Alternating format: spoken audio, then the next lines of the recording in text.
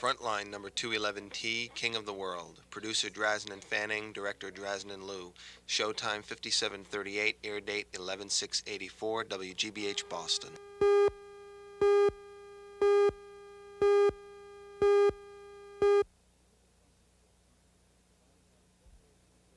Major funding for Frontline is provided by the Corporation for Public Broadcasting.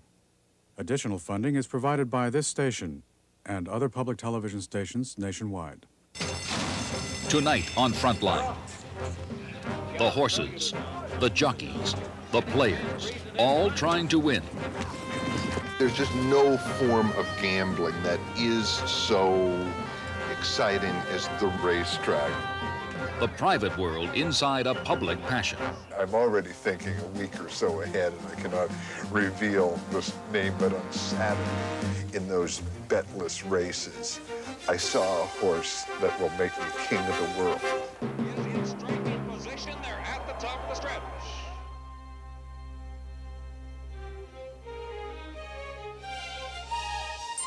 From the network of public television stations, a presentation of KCTS Seattle, WNET New York, WPBT Miami, WTVS Detroit, and WGBH Boston.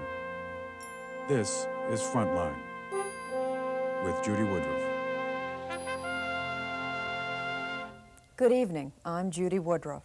For months now, the newspapers have been full of stories of front runners and also-rans, of races coming down to the wire. But our story tonight isn't about election year politics. It's about America's favorite spectator sport. And it may surprise you to learn that that sport isn't football or professional baseball, but horse racing. If you were one of the more than 30 million Americans who watched the Kentucky Derby on television last spring, you saw the pomp and ceremony, the public image of racing. What you didn't see is another side of the track, the private world of horses and horse players, a side of racing that's captured the imagination and sometimes the suspicions of a public always hungry for a winner.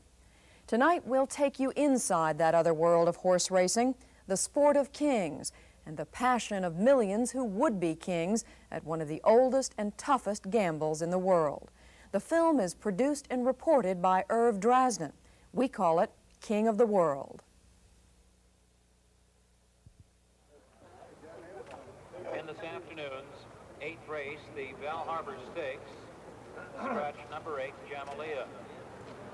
Horsemen are reminded that the Seminole closes. There are few places that bring together so many Americans so often as this place.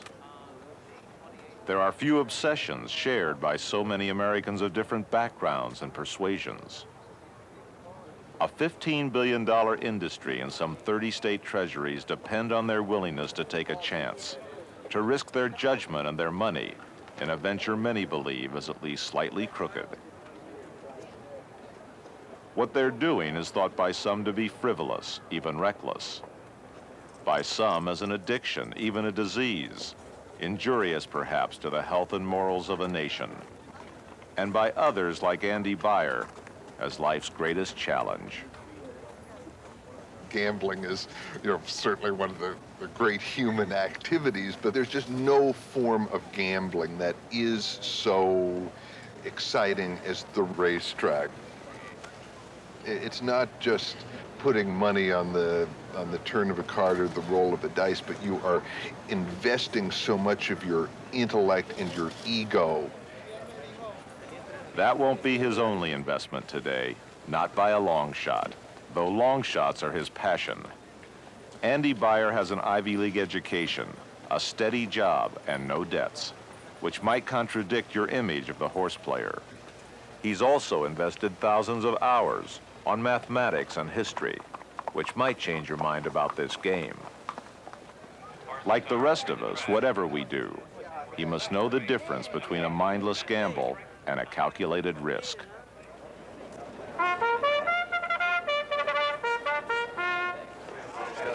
Limited $20 try key, 8 over 4, 6, 12. They're at the post. A $10 key, 8/4, 5, 6, 12. Waiting for Jacquard and Chain Link Stream. $15 tri-part wheel 412/8/346812.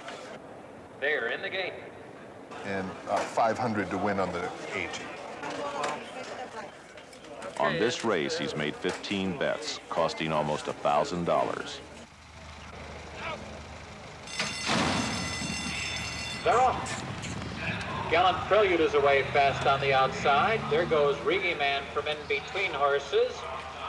As the field continues up the back stretch, Rigi Man sprints clear by 2. Monster is now second. There's a tremendous amount of nerve-wracking pressure when you're winning or losing thousands of dollars during the course of the day.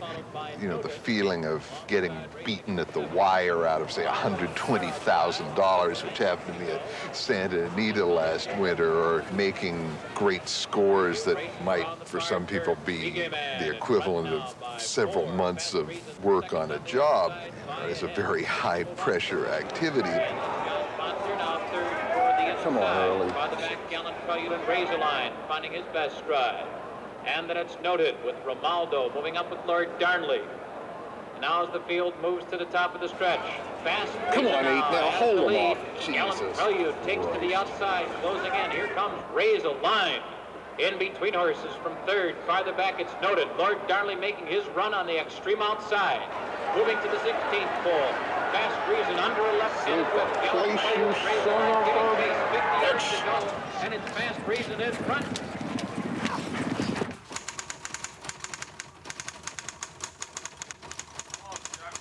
When Beyer isn't following even a losing bet, he's covering the track as a columnist for the Washington Post. 20 years after skipping his last exam as an English major at Harvard because he liked his chances on a horse named Amberoid more than he did on a poet named Chaucer. What makes racing so special and so challenging is that on top of all the intellectual difficulties that are involved, the game becomes such a tremendous test of character as well as intellect. You know, dealing with all of the psychological pressures and the emotions that accompany the rapid movement of large sums of money is very, very difficult. And if somebody has a chink in his emotional armor, this game will find it and exploit it. I mean, if you're patient, impulsive, if you have even the tiniest little instinct for self-destruction, I mean, this game will bring out all of your bad qualities.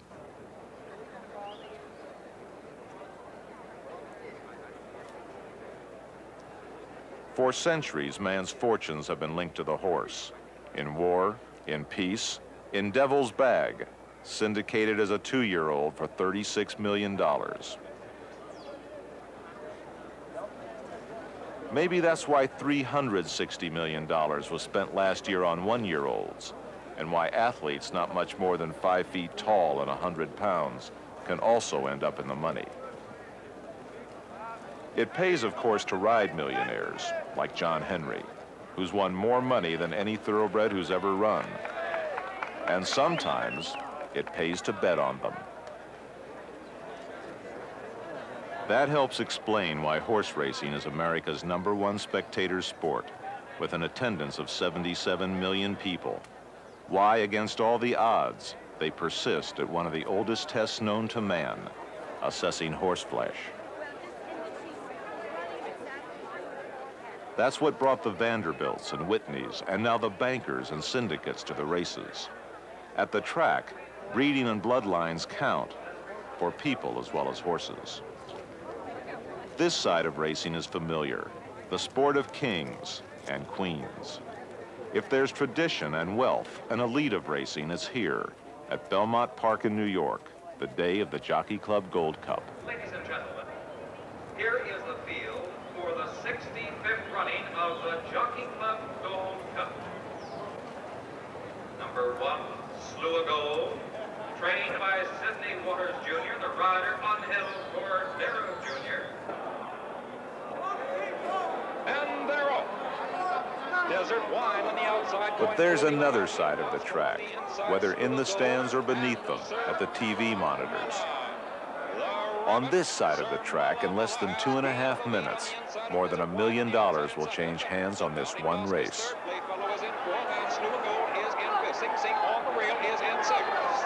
They round the far turn, the pace is fast. Bounding Bosk leads the way by a length. Slew of Gold second by 2.5. Playfellow is third by a length. Now, John Henry has moved up on the inside, is nearest the rail, is in striking position. They're at the top of the stretch. There goes Slew of Gold on the inside. Slew of Gold has the length lead. Bounding Bosk second, and on the outside is Playfellow in third. Wayland Blade making up lots of ground with John Henry, but John Henry is still far back. Slew of Gold has the lead by 2.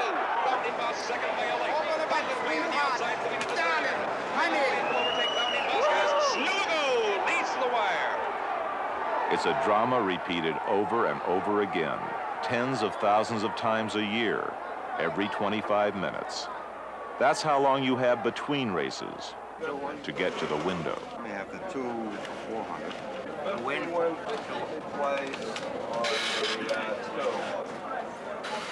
When all the bets are punched into all the parimutuel machines at American tracks, they add up to almost $12 billion a year. $20 box. 289. And give me 279 for $20. At the track, as in life, about the only safe bet is taxes. State governments collect some $650 million off the top.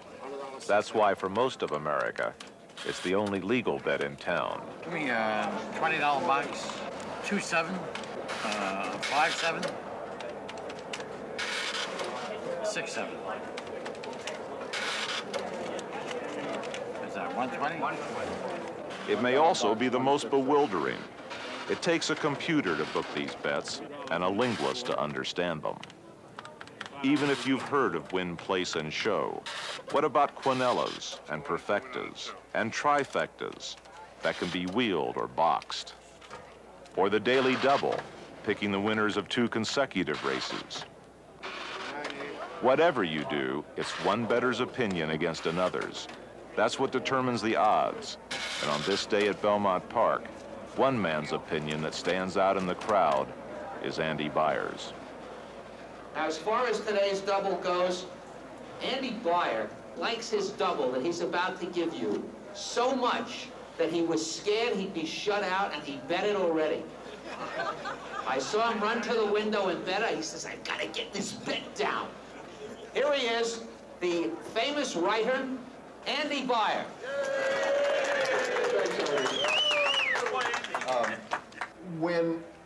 When you see a horse who has had everything his own way in a previous race and has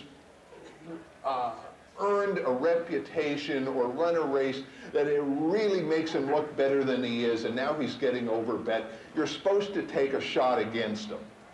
And I am going to do that with all I can muster in today's second race, because the odds-on favorite, Chopper Charlie, I hate this horse so much that they're going to have to drag me away from the window.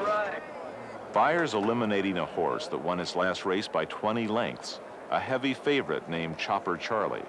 For a long shot, he says can't lose. Antigua. To me, I mean, Antigua is an absolute cinch in this race. If one could get the morning line in this race to 15-1, I mean, it would be like going to heaven. I'll be happy to take 3-1. And in terms of the daily double, I'm just I'm going to try to get alive to Antigua.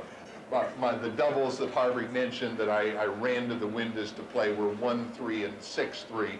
But I mean, if you were inclined to take any other horses in the first, you know, I wouldn't talk you out of it. But Antigua's the horse in the second race, and we'll throw Chopper Charlie all the way in. Humbug has the lead on the inside by only a half. Antigua on the outside, moving into second, and Chumper Charlie between those two is third. Then it's Righteous Anger and Sionis only past the 8th pole. Antigua on the outside now takes the lead. Humbug back into second. Then Righteous Anger on the outside is moving into third. It's Antigua in front. Beyer has given the crowd a winner, even if Antigua pays less than 3-1. But his own daily double also depended on the outcome of the first race, and a horse named Swoon. And they're off. Away from the gate slowly was North Plain. They move past the stands for the first time. On the outside, Swoon takes the early lead by a length and a half, charging through second by 1, Tampa Town third, a length and 3/4. Then it's Dance Caller fourth and neck, moving up on the outside, North Plain to be fifth by 2 lengths. The field heads towards the clubhouse turn, with Swoon enjoying a 2-length advantage. Early in the race, it looks good for Swoon, the number 6 horse, and for Beyer. But in his heart, the horse player knows there's no such thing as a sure thing. Toward the head, towards the inside of the 5th position is Dance Caller. They race towards the half-mile pole that way, and Swoon still leads 1.5 lengths. Charging through his second by 4, Tampa Town moves to third at this point. Dance Caller. As the horses enter the last turn, Swoon is challenged by a horse Beyer hasn't bet, the 3 horse, Charging Through. Finally, Beagle around the far turn, then goes charging through, charging up now to take over the lead by 1. Left ahead, Swoon is second by 4 lengths, Tampa Town is next in third. After that, Dance Caller fourth ahead, North Plain fifth by 2 lengths. Charging through on the outside, leads the neck, coming back to get his Swoon.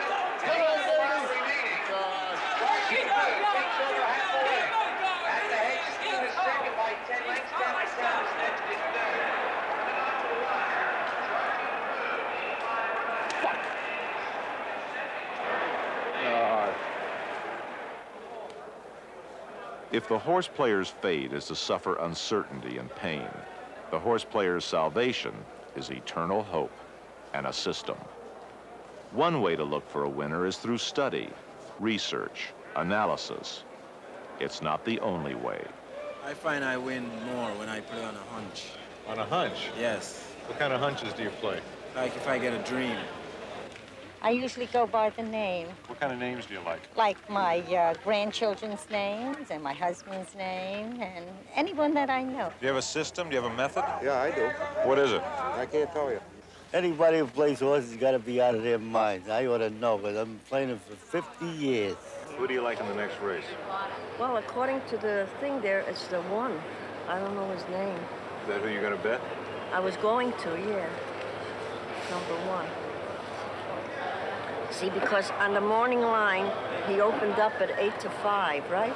So that means that's one of my plays. If he opened up at 2 to 1 or 3 to 1, I wouldn't play him. But being that he's opened at 8 to 5, I'm going to play him. The decision to play him may depend on intuition, insight, or the information printed in America's highest-priced daily newspaper, the Racing Form. At the track, on Sunday and every other racing day, the form is known as the Bible, chapter and verse very much open to interpretation. Not so the tip sheets that claim to give you the winners, sometimes 2 or 3 in each race. Public touts sell their selections to a faithful yearning for something to believe in. And among the best sellers in New York is Connie Merjos, a clean-shaven horse picker known as the Beard. How long have you been doing this, Connie? How long have you been the Beard? I've been the Beard 9 years. I think it's 9 years. What did you do before that? I was a classical musician. I played the bassoon. As a concert bassoonist, Connie Merjos played with Stravinsky and Stokowski, the Met and the Bolshoi. As the Beard, he plays the horses. First, he measures the distance from the starting gate to the track's electronic timer to get a more accurate clocking of each race. 54 less 3, 51 feet. Then he measures the field.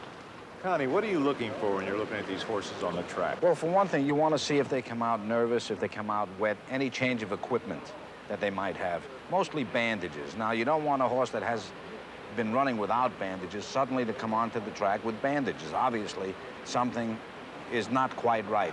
Have you ever looked at the horses before a race and suddenly decided that a horse you hadn't picked looks exceptionally good? Yeah. Yes. A big move up, in other words, in appearance. And conversely, I've seen horses that I've picked that I wouldn't put a penny on because they look terrible on the track. And you're keeping track of this for every horse in every race? Every horse, every race, every day. Who do you like in this race? I like the 3 horse, and the one I'm worried about is the 12. To me, it boils down to a 2-horse race. We'll see how you do.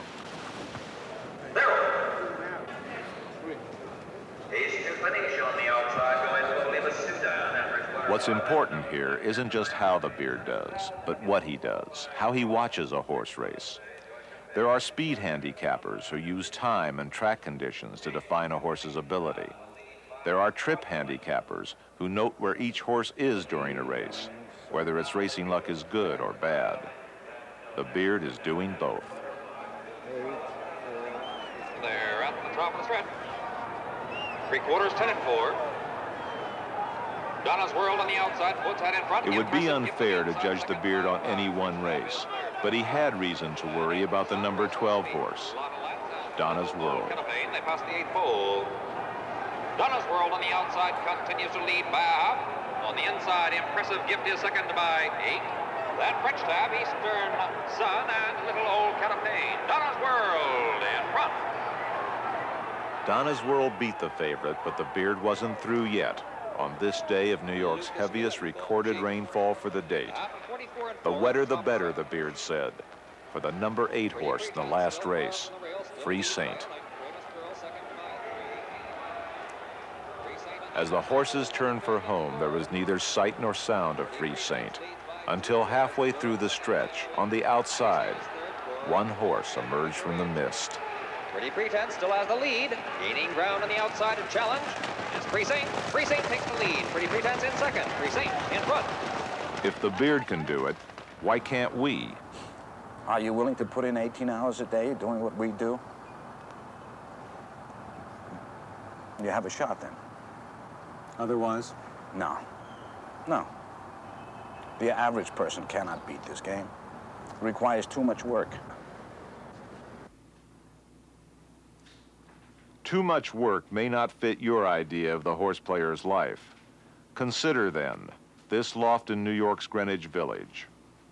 These scholars of racing labor 10 to 12 hours a day, absorbed in the smallest detail, preparing reports for a select clientele that will wager as much as $1 million a week. What's being produced here is a private tip sheet that reduces to one number the hundreds of factors used to rate a horse's performance for every horse in every race, every day in 5 states. Interpreting that number is up to you. This isn't the image of touts and gamblers made popular by Damon Runyon in his stories about the sporting life of an earlier American era, about dreamers like Harry the Horse and Hot Horse Herbie. But if he were writing today, Runyon might include Rags in the sheets, though Len Ragozin is Harvard 49, an economist and a realist. I speak as a mathematician. When something is 99.999999 improbable, you speak of it as being impossible. But that doesn't mean that there isn't that little 0.1 at the end there. There are a few people that beat horses. Very, very few. You come to me and you say you're raving about a horse. And how fast does he run? Well, he runs a mile in 1 minute and 35 seconds. That's not an answer. It doesn't mean anything. Anybody who's knowledgeable would then ask you, which track did he do it at? 1 turn or 2 turns? How much weight did he carry? Which way was the wind blowing? What, did it rain? Was the track composition hard or soft? Did they plow it up that morning? Did he run around on the rail and save ground? Did he run around on the outside? Did a bird hit him between the eyes as he ran down the stretch? I don't know. All right. All these variables have been weighted out so that my figure is telling you how fast the horse would have run if all races were on AstroTurf with a domed stadium and no weather, you know. That's what we're giving. What Ragozin gets for his sheets is $20 a day plus a percentage of what's bet by his customers, who include horse owners and trainers, a psychologist, a tax consultant, and professional gamblers. He no longer goes to the track, and despite his warnings, Ragozin believes you can beat the races if you go by his numbers. The biggest winner that I ever had on my sheets was a professor who blew in here 1 year and blew out about 2 years later with $250,000 in his pocket, and he didn't know anything about horse racing. He didn't buy the racing form. He didn't. He came in here, he was dating someone that worked in my office. He said, "This looks pretty easy. All the work seems to be done in these figures." And we're all laughing behind his back. Wait till he tries it, you know. Well.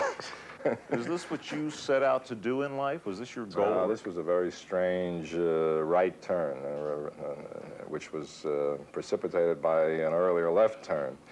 I was working for Newsweek magazine in lowly positions, and the McCarthy era came around, and I was a red, and I basically became an unemployable. To give them, I don't want to smear them, they didn't fire me, but it was evident that I wasn't going anywhere. And I didn't know McCarthy was a flash in the pan. I figured it was going to be like that all my life. I better find a way of making a living where people can't fire me. And that's when I took this turn. I never went to a horse race until after I had graduated college. I knew nothing about racing. I had no intentions of doing this. My ambition always was to write orchestral music based on American folk themes. Here we out in California, well, Stewball was born. All the jockeys that rode him swore he blew there in a storm, man, in a storm. Well, bet on Stewball. This is a 19th century folk song about gamblers and a horse of another color. Old Stewball, he was a white horse, but those gamblers, they paint him red. And he win a very great fortune, just before he fell dead. He fell dead, man, he fell dead. Bet on Stewball, and you might win, bet on Stewball, and you might win. I said we out here in California. Well, Stewball was born. All the jockeys that rode him swore he blew them in a storm, man, in a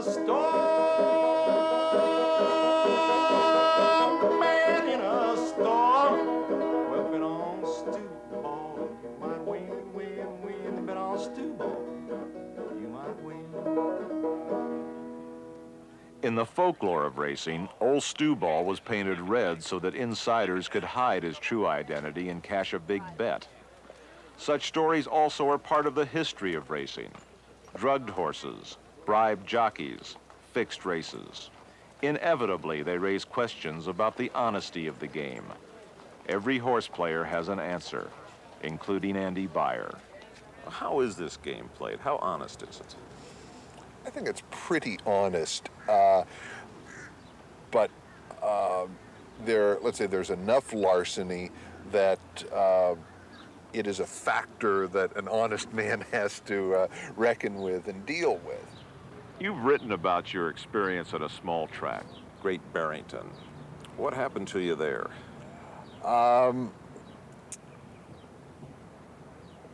always skeptical of tales of extreme larceny in racing, but I went up to Barrington just because I like cheap racetracks with rock-bottom horses, and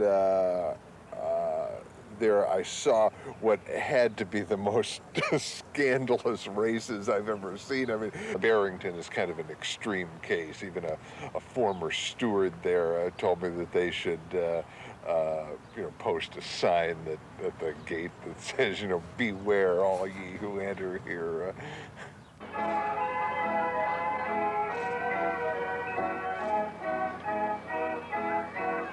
Good afternoon, everyone.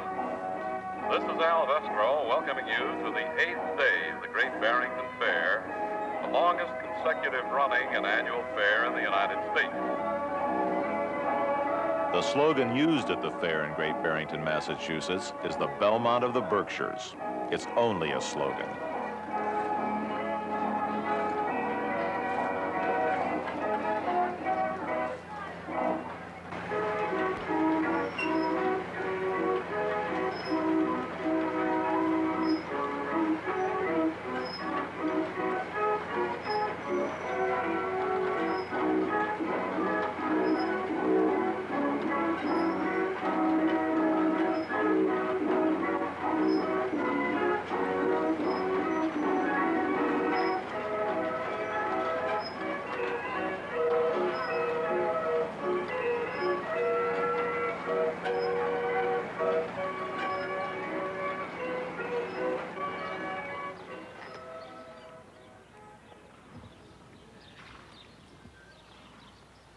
The beauty of racing also exists at the fair, at the first light of morning on the backstretch.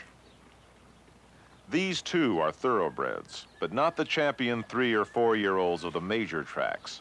Often these are ailing 13- or 14-year-olds who've run as many as 100 races or more. Few pay their own way. Many will soon be sent to the packing house for 35 cents a pound.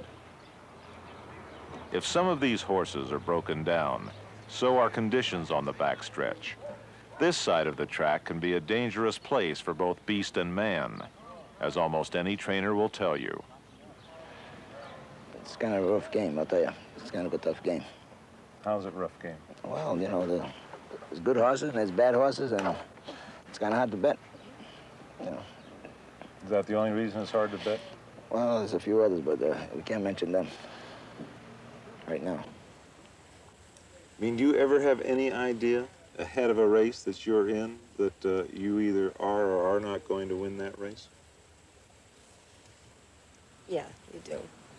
At first, these trainers also were reluctant to talk for the record. Then they decided they weren't coming back to Barrington anyway, for more reasons than one. And I also stay in front of my stalls all night long the night before my horses run. Because we've already had one that someone got to him. What do you mean somebody got to him? Somebody put a stop to him here at the barn before the races.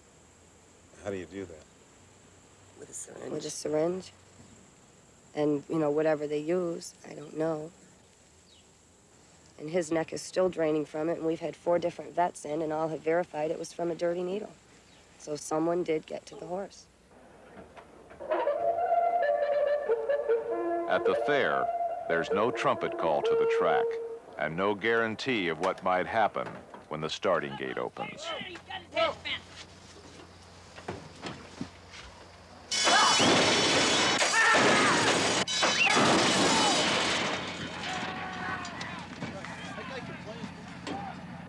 Horse ambulance, please go to the starting gate immediately. The regular ambulance to the starting gate immediately. Men, there's a rider down near the far turn. A rider is down on the far turn. Now on the lower turn. Stay right there, stay right there. Sit there, drop that rope, will you? I mean, Goes to the inside of the track. Fox County on the outside. Heading for the finish. Here they are.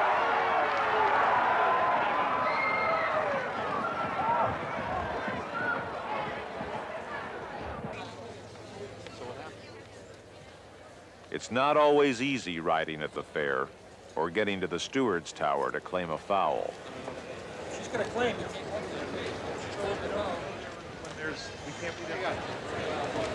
Even when the race is over, the result may be in doubt.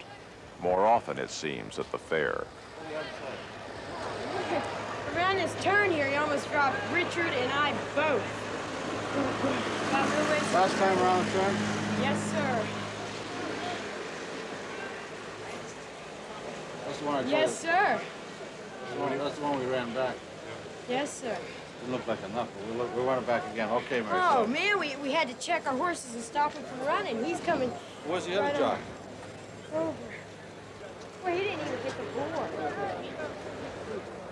Ladies and gentlemen, your attention, please. There has been a claim of foul lodged by the rider, number 7, against the rider of the unofficial winner in the first race for possible interference on the turn for home. Please hold all mutual tickets until the result is declared. Listening to the tout, it seems all too easy. He trades on the innocence and illusion that go back to racing's beginnings. Damon Runyon would have known Clocker Dan and Marilyn George. Thank you, sir. Hey, another good card today, winners. Hey, George got another one today. Here we go, winners. Hey, 7 more with a double. Hey, long shot winners here with George. Hey, 7 more with a double today. Thank you, sir. Hey, Clocker Dan, winner. At Belmont or at Barrington, what every horse player wants is what other horse players might not have. An edge, a tip, inside information. Hey, we got winners. Hey, sir. I'll give you something good here. Here. Bet the 3 specials today. And bet that $100 double today. Slip me 10, you do all right. Slip me that dollar, you win the double. All right. Thank you, sir. Hey, Lucky George got the double again. Hey, we got winners. Daily double with George. 7-4. What do you like, anyone? 8-4. I got 6. And at Barrington, tips are found almost anywhere, even at a betting window. That was close, boy. Couldn't get any closer. So what do you think? Any more tips? This one? I mean, the whole race.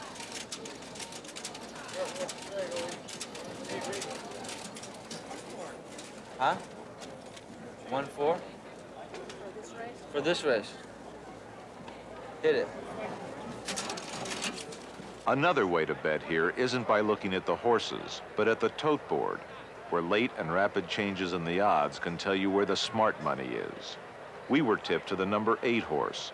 5 minutes before the race, it was 4-1. Then 3-1, 5-2, 2-1. By the time the 8 horse, rambunctious again, neared the starting gate, he was even money. That pays $4 on a $2 bet. They're in the stretch for the finish. McNeely on the inside. Rambunctious again on the outside. Those two are stride for stride. They are heads apart. But it was the perfecta payoff, $30.20 for picking the first 2 horses that made it such a good bet. Horse players line up to bet perfecta races because they pay bigger prices. For that reason, too, they also tempt someone wanting to fix a race. If you know that certain horses won't finish in the money, especially favorites, you can bet combinations on all the other horses in the race, and especially if they include a long shot, you can collect a big payoff. At Barrington, there were several perfecta races each day, and at least one of those races hadn't gone unnoticed by trainers on the backstretch. Hey, does anything ever happen in races here that make you suspicious? Yeah. It has to be by the way the betting is done. It isn't all the public that's doing that, you know. Like the other day when they had that perfecta, the horse paid $49 to win, and the perfecta only paid $43. That's ridiculous. What does that tell you? It tells me that someone bigger than we are betting a lot of money, whether it's... and controlling the races? Someone's controlling them. Someone's trying to control them. And they're off. Showing quick foot from the outside. One problem for anyone trying to fix a race is the payoff. If enough money is bet on any combination of horses, it will distort the odds, drive down the price, and arouse suspicion. Someone drove down the price at Great Barrington on September 21st, 1983, in this race. They come off the turn for the first time. Your leader is Stone Bellins. I remember the race because I was a steward at the time. And there was a very strange betting pattern.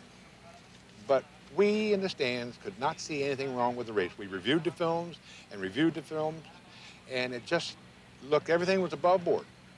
That race was looked into, was investigated? Oh, yes, yeah. Whenever there's an unusual betting pattern, then that's when we start investigating. And you would call that unusual? Oh, yeah. Herman Slim Summers should know. He's worked at racetracks more than 40 years, and he was in charge of racing at Great Barrington. When you see an unusual betting pattern, if there is some kind of manipulation of a horse race, who is doing it? Who's profiting by it? Evidently, a person or persons that are heavy gamblers, trying to create a coup. Do I think they're fixed? Yes, I do think they're fixed. Why didn't I do something about it? Yes, we did do something about it, but we didn't have the time to put together the facts to be able to apprehend those individuals involved. James Mosely was a member of the Massachusetts Racing Commission at the time. He also remembers that perfecta race and has come to his own conclusions about it. In my opinion, it certainly, it's conceivable that it wasn't fixed. Let me put it that way. So in other words, yes, I think it probably was. I think there was some hanky-pank that went on. Have you ever had a horse run and lose that you thought should have won the race? Oh, yeah, lots of times. You can't come right out and accuse a jockey of holding a horse, because it's hard to tell sometimes. But you sure hear a lot of those stories around here. Yeah, you do. What I hear you saying between the lines is that somebody sometimes at least knows something about how these races are going to end up. I say most of these gimmick races are all, that's the ones they try to fix. Guaranteed they do. And it's not only this track, not only here, it's probably other tracks too that they, you got two horses, and usually, if you can get the right horse in second, you'll get a better price as a perfecta than you would if you bet the horse outright to win, you know? They're on the last turn. Stone Balance has it by 5 lengths. About all that's known for sure about this race at Great Barrington is that the winning horse paid $49, but the payoff for the first two horses was only $43, and that it should have been much more. Stone Balance in front. Based on our parlay system, that horse, that exacta, with the $49 horse on top, should have paid approximately $200 or better. With a $43 payoff, you know some big money went down on that exacta. Maybe possibly thousands of dollars were won on that particular exacta. We'd like to know about that. In New York, betting patterns on perfecta races, also called exactas, are being closely watched for what here is called a bad payoff. In this basement office at Belmont Park, Detective Joe Pomarico is charting the bets being made on a perfecta race. If he sees anything unusual, he says he's got to suspect that someone is trying to fix a race. It's happened before at big tracks where there's big money. Are there some big bettors out here? Oh, definitely. What's a You big got bet? $2,000 a race, $1,500, $5,000. You have I say you have professional gamblers. They may go for $10,000 a day with no problem. The New York Racing Association now spends $11 million a year just to police its tracks. It wasn't always that way. The association's internal security force now includes an investigative unit run by former New York City detectives who weren't brought in until after a race-fixing scandal during the 1970s. We've looked at the matter, we've investigated it ourselves, we've interviewed over 100 people right here in this office. It's true, it's after the fact, in fact, perhaps several years after the fact. But I don't feel it was as widespread. People have this image of illegal racing running rampant during that period. It wasn't quite that. There were a number of selected races that we feel at this point were fixed, but it wasn't as rampant as people might think. It's important what people think, especially legislators and horse players. But there's more than reputations and credibility at stake here. Every racing day in New York, the money is counted and weighed. If even one bill is missing, it will show up on this scale. Every racing day, millions of dollars move in and out of the track's money room, in and out of the pockets of horse players, enough of whom think the game's honest enough to keep coming back to the races. I'm the happiest person I know. Every day when I pick the racing form off my front stoop and sit down with it. My life is, is full of excitement and challenge, and as long as I can do that and I'm ambulatory enough to get to the betting windows, I'm going to be happy. I mean, there are just so many people who go through their lives without a fraction of the kind of excitement and challenge that I get every day. I can't imagine doing anything else. There are times when Andy Beyer does nothing else, as at the start of a new racing season in Florida. It's one of his major betting efforts of the year. We went along for the ride, which with a horse player's memory, he knows can be a roller coaster.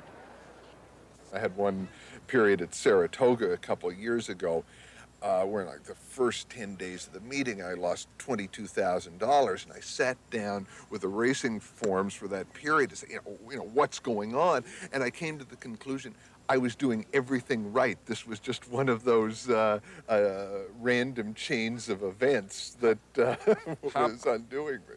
How did you end up at that meet where you were losing? I won $20,000. I made an admirable comeback. Ladies and gentlemen, Hialeah Park is proud to present the Flight of the Flamingos.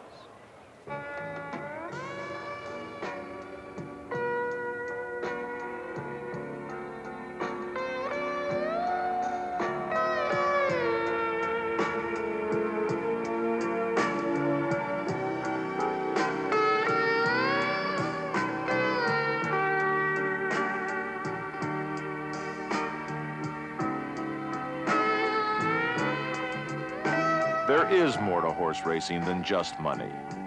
An aura, a spectacle, a magnetism that draws the crowd not only to the betting window, but to the rail.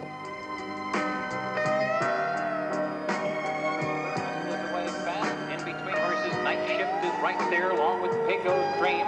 On the far outside, Mac the Sailor as they race for the first turn. It's Night Shift on the rail and with the lead by ahead. Pecos Dream pressuring the pace from the outside as Asked to Run slips through on the inside, quickly grabbing the lead. Asked to Run now in front by ahead. Night Shift. There's the risk in controlling 1,000-pound animals specially bred for hundreds of years. Bred for speed and stamina, but also for courage. There's the setting of bucolic splendor. Is seventh and moving through in between horses, followed closely by Susie's Table. Then a gap of 4 back to Garrigan. There's the heart-pounding uncertainty, the glory of the race, to the finish. Move now as the field turns for home, and they're at the top of the stretch. Rising Raja in front by ahead. Pecos Dream attacks on the outside second. Garrigan is right there third. Susie's Table with the late move toward the inside, and Mac the Sailor. Then farther back, it's Ready to Prove, and they're in the last furlong. On the outside, it's Pecos Dream. Rising Raja is not through yet. Those two matching strides. Here's a late move by Susie's Table, and here's the wire. Pecos Dream. And there's the money. Not as money alone, but as the vindication of a horse player's judgment. And there's the test of character. A man trying to control fate and himself. Taking chances he's calculated can beat the odds. Come on, brother, baby. Come on, 4. Come on, brother, 4. Knowing that to beat the game, he not only has to pick the right horse, but make the right bet. Was there a lesson to be learned in that race? I'm not sure if there was a lesson. I mean, in a perverse sense, I was pleased by the result because, I mean, the horse that I liked lost, and I won $900.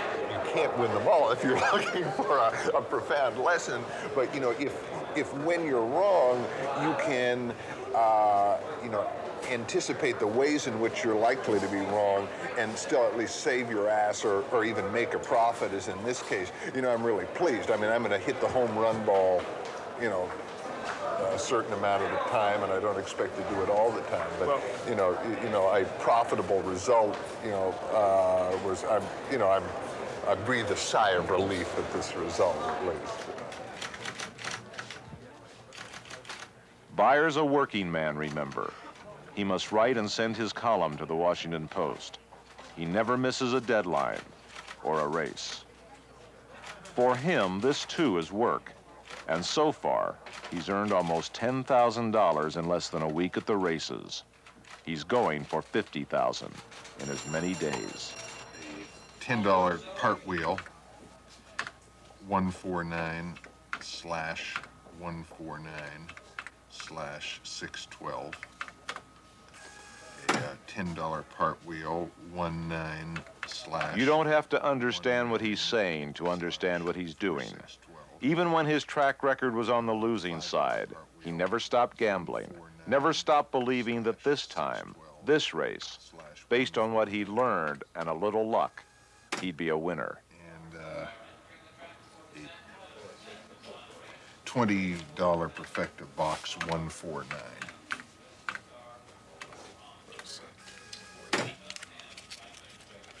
And to win, he knows he must manage his money and his emotions. Come on with this 4.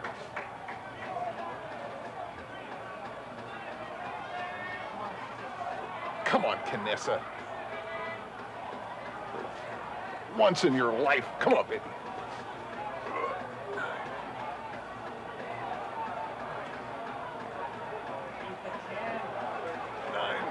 Come on, 4. Come on, 4.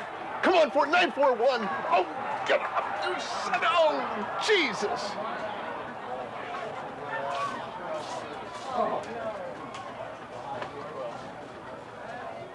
There are just going to be plenty of times when, you know, your best laid plans will go astray.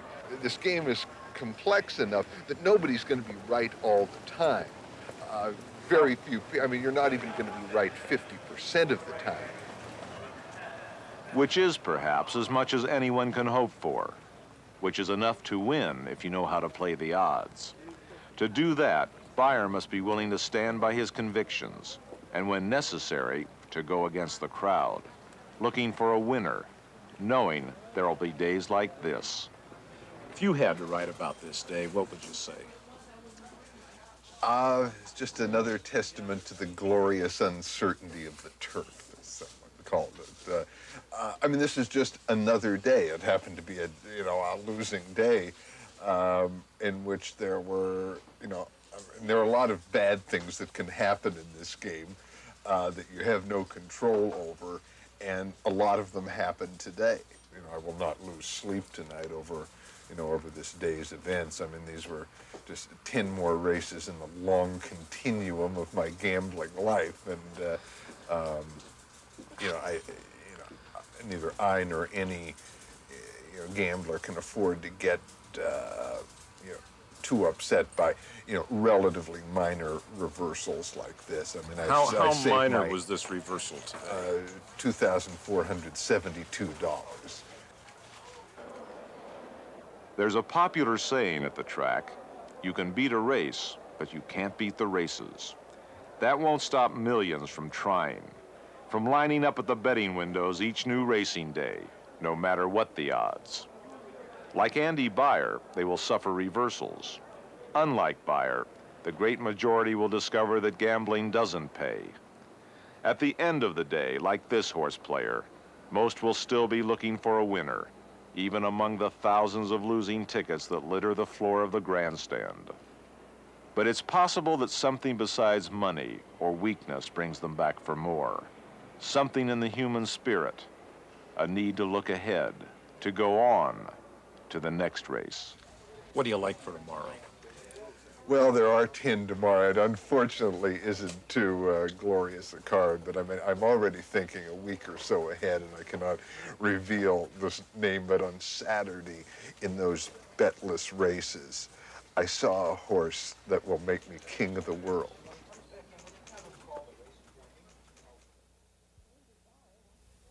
Andy Beyer went to Florida last winter, hoping to win at least $50,000. He won't say exactly how he did, but he says he wasn't disappointed.